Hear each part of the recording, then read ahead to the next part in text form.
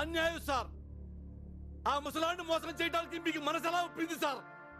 తడిగుడ్డతో గొంతుకోయటం అంటే ఇది కాక ఇంకేంటి సార్? సార్ మీకేం అనిపించడం లేదా?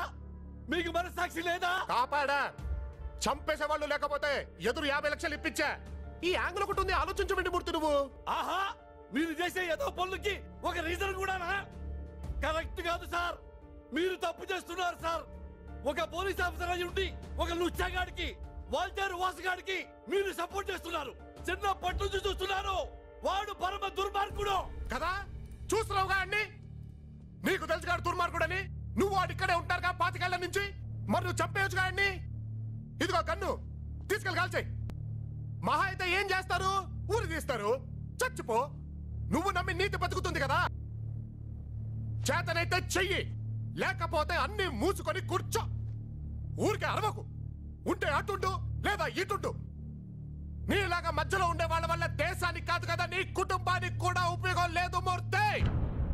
నీతి, నిజాయితీ, దేశం, దేశభక్తి సొల్లాపో.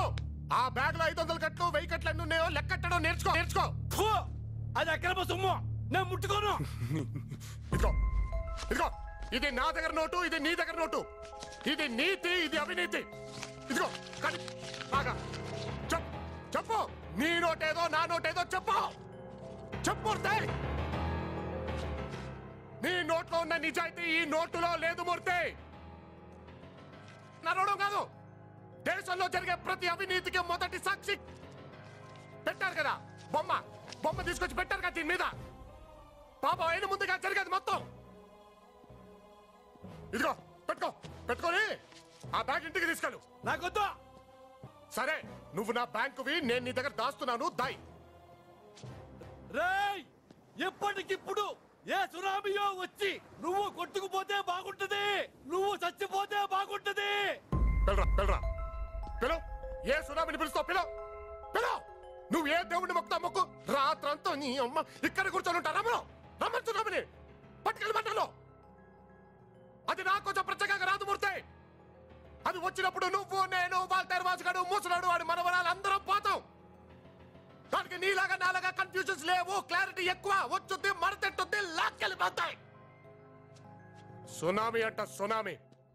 ఇక్కడ కూర్చోటారా? రమణు రాదే. నా వల్లేదో రేపులు మర్డర్లు జరిగిపోయినట్టు మాట్లాడుతున్నావు. ఎందుకు వస్తారా డిపార్ట్మెంట్ లోకి ఊరికే? ఆ చెట్టు అంటే నాకెంత ప్రాణమో, బుజ్జి అంటే కూడా అంతే ప్రాణం అమ్మా నాకు. ఇంత బోరింగ్